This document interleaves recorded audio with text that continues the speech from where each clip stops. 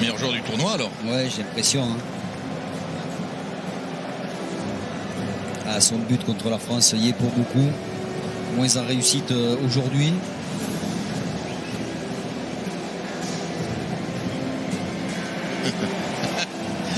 C'est un gamin. C'est un gamin. Il devrait jouer avec ses potes normalement au pied de l'immeuble à taper dans un ballon et il est là dans ce stade olympique géant de Berlin. Sacré champion d'Europe. Rodri debout là qui a l'air d'aller plutôt bien. On était inquiet pour son genou. Non, alors. C'est le meilleur jeune. Hein, ouais, ça a été le meilleur jeune. Yamal le meilleur joueur du tournoi, je crois que c'est Rodri. Ouais. Non, il marche normalement. Alors, ouais, c'est pas une garantie de non-blessure, surtout quand on s'est fait les ligaments. C'est très vicieux hein, comme blessure.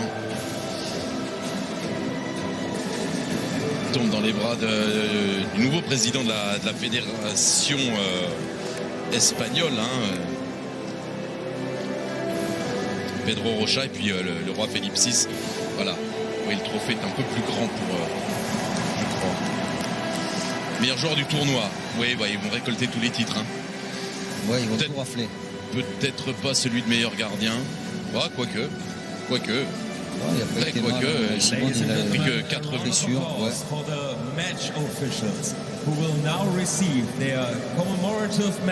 Il n'y a pas de meilleur gardien. En fait, je dis ça parce que je pense lors du précédent Euro à notre ami Donnarumma, mais c'était le meilleur joueur du tournoi. Il se trouve qu'il était gardien. Il n'y a pas de distinction particulière. Dommage d'ailleurs. L'arbitrage assuré parfaitement par François Le Texier. Très bon arbitrage du Breton. De l'arbitre français. François Le Texier, assisté de Cyril Munier ce soir et de Mehdi Ramouni. Et puis à la vidéo, il y avait Jérôme Brizard. Voilà. Il a fait une très bonne finale. Il avait arbitré au mois d'août dernier, c'est-à-dire il y a pratiquement un an, la Super Coupe d'Europe entre Manchester City et Séville, qui était allé au tir au but. C'était déjà un duel anglo-espagnol, d'ailleurs. Manchester City-Séville. Simon Marcignac, qui était le 4e arbitre de la rencontre, qui est un des cadors de l'arbitrage, évidemment, le Polonais.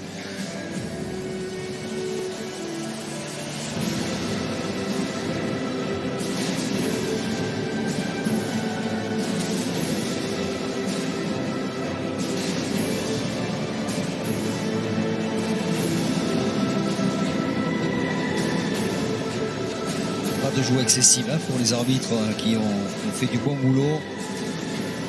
Please show your appreciation to England, runners-up in the UEFA Euro 2024. Finaliste malheureux pour la deuxième fois consécutive dans cette compétition. Malheureux contre l'Italie il y a 3 ans à Wembley sur leur pelouse. Battu au tir au but après un match nul, un but partout. Et là ils se sont battus au terme des 90 minutes, 2-1 par une Espagne supérieure. C'est surtout en Angleterre, je pense qu'ils peuvent avoir des regrets où ils sont passés à côté de leur match totalement et où peut-être l'Italie était moins forte que cette opposition aujourd'hui. L'Espagne aujourd'hui, franchement, a démontré notamment en seconde période qu'elle était supérieure. Il n'y a pas de regret à avoir pour les Anglais qui ont fait un assez bon tournoi et qui ont perdu en finale. C'est dur de perdre en finale, mais face à meilleur que soi, on ne doit pas avoir de regrets. Madame Debbie Hewitt, que vous avez aperçue, la dame blonde, là, du mal à cacher son émotion également. Elle est la présidente de la Fédération anglaise de football. Et évidemment triste hein, du sort de ce match, mais il faut savoir s'incliner face au plus fort. C'est quand même, Daniel, une anomalie que ce grand pays de football qui est l'Angleterre n'ait jamais été sacré champion d'Europe. Ils sont passés 2 fois tout proches là en 2 éditions consécutives, 2 fois finalistes. On les croyait encore capables de retomber sur leurs pattes après l'égalisation de Cole Palmer, mais finalement finalement la logique a été respectée. Alors c'est triste pour l'Angleterre, mais c'est bienvenu pour philosophiquement pour le football.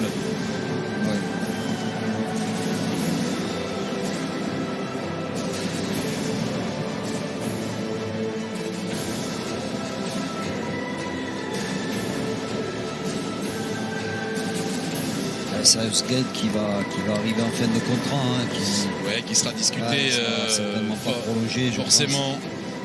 Gareth Southgate qui a un très chic type, Gareth Southgate, mais ses choix sportifs vont être étalés sur la table évidemment, et son approche du football.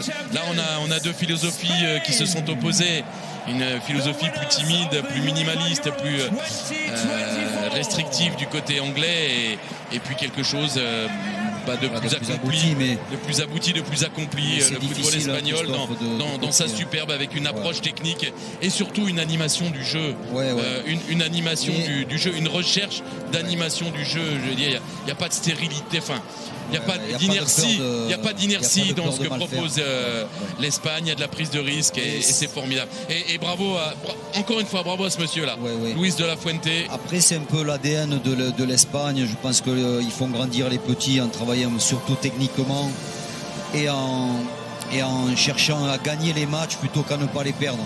Et c'est la grosse différence, je pense, entre l'Espagne et d'autres pays où on éduque les enfants avec l'aspect physique, avec le côté il faut gagner à tout prix avant de perfectionner la technique et de prendre du plaisir sur le terrain, parce que lorsqu'on joue bien et qu'on prend du plaisir, on peut aussi gagner. Donc je pense que l'Espagne reste fidèle à ces traditions-là, et le résultat est que c'est efficace.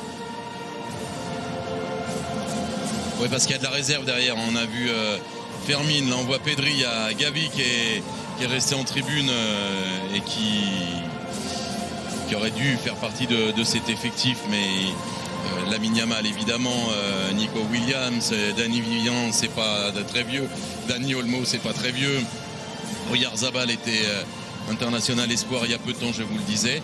Et puis on a quand même le cœur un peu serré de voir que Laporte et le Normand sont sacrés champions d'Europe des nations avec le maillot d'Espagne sur les épaules. J'en dirai pas plus. Bravo à eux. Ils sont allés vers le pays qui les voulait le plus, et ça leur réussit bien puisqu'ils sont champions d'Europe ce soir. Alors le seul rescapé, vous allez le voir apparaître si la caméra reste comme ça. Je crois qu'il est juste derrière Unai Simon. Non, il est juste derrière Rodri peut-être. Jesus Navas. Voilà, Jesus Navas qui est là. Il est le seul rescapé du titre 2012. Jesus Navas. 38 ans et chapeau, parce qu'il a été bon contre les Français. 14e finale pour Jesus Navas. Wow. 11e titre. Ça va comme ça? C'est énorme. Est-ce que ça va comme ça? C'est impressionnant. Le capitaine Alvaro Morata. Et le roi Philippe VI qui va transmettre le trophée à son capitaine avec Séphérine. Ouais, Morata et toute son émotion, on l'a vu, parce que c'est quelqu'un d'extrêmement courageux, beaucoup critiqué dans son pays, un peu traumatisé de ses critiques, mais finalement à la tête d'une sélection espagnole qui est championne d'Europe pour la 4e fois de son histoire.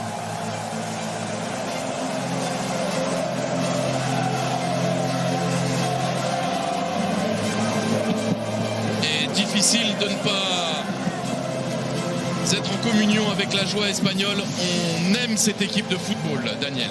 Oui, pourtant ils nous ont battus, mais, c'est pas grave. Je viens de le dire, quand on perd contre plus fort que soi, on doit être bon perdant.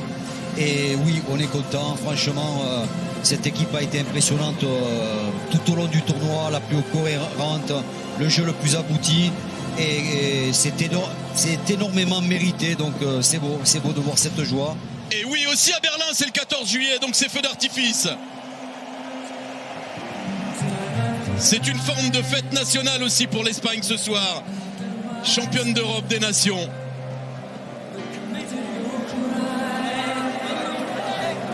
Voilà Thomas, je disais, difficile d'être hermétique à la joie espagnole. Je le dis très honnêtement, voilà. Moi j'aime cette équipe pour son football et ses footballeurs. Et le football. Wow, quel match, quelle finale d'aujourd'hui de l'Euro 2024 entre l'Espagne et l'Angleterre. On a vu un très bon match aujourd'hui entre ces deux équipes parce que la première mi-temps c'était vraiment un peu équilibré. Donc il y avait l'Espagne qui a commencé très très fort. Après ils ont pris l'ascendant par rapport à leur adversaire, l'équipe anglaise. Parce que l'équipe anglaise, ils étaient timides au début du match, mais après, ils ont commencé à un peu jouer et tout. Mais on a vu que l'Espagne a vraiment dominé la première période sans être trop danger. Voilà, sans être trop danger pour les Anglais. Mais ils ont fait le tiki-taka, le football espagnol qu'on connaît, qu'on aime. Donc, notamment de la part de Williams. Quel match aujourd'hui de Williams, le frère, le petit frère de Iñaki. Il a fait un excellent match aujourd'hui. Ah, il a vraiment tué Walker aujourd'hui. Il a fatigué. On a vu comment le petit, il contrôle la balle et il essaie de jouer avec ses coéquipiers. Donc, c'était vraiment un match plein de sa part. Donc, Lamine Yamal, il était vraiment surveillé par Luke Shaw. Donc, il n'a pas su exister pour la première mi-temps, mais il a tenté de faire les passes et tout en jouant en collectif avec l'équipe. Donc, il n'a pas pu individuellement, donc il a joué en collectif. Et Morata, il était là dans les duels, les ballons hauts et tout. Et de la part des Anglais, on a vu Bellingham. Bellingham qui a fait un match aussi qui n'est pas assez mauvais, mais c'est un bon match de sa part. Mais il n'a pas eu de la soutien de sa part de ses coéquipiers parce que ils étaient disparus. Donc, il y avait Harry Kane qui est là aussi. Il est un peu lent. Donc, voilà, c'est pas trop ça. Harry Kane, on sait tous que c'est un chat noir. Et à chaque fois, les finales, il perd les finales. Donc, pourquoi insister avec lui? Parce qu'on a vu que c'est lui qui a fait perdre le Bayern München. C'est leur, euh, leur championnat parce que ça fait des années ils gagnent ça et tout. Mais là, l'arrivée de Harry Kane, c'est le chat noir de la maison. Donc, ils gagnent pas. Donc, voilà, ils ont raté leur championnat et tout. Malgré qu'il a été très bon, il a marqué une cinquantaine de buts. Mais ça n'a pas réussi pour lui. Voilà. Donc aujourd'hui, l'équipe d'Espagne a vraiment mérité cette victoire de ce taureau parce qu'ils ont vraiment dominé et gagné 7 matchs sur 7. C'est incroyable. C'est depuis le Brésil des Ronaldo, Ronaldinho, Rivaldo, tout ça là, on n'a pas vu une équipe produire ce genre de performance.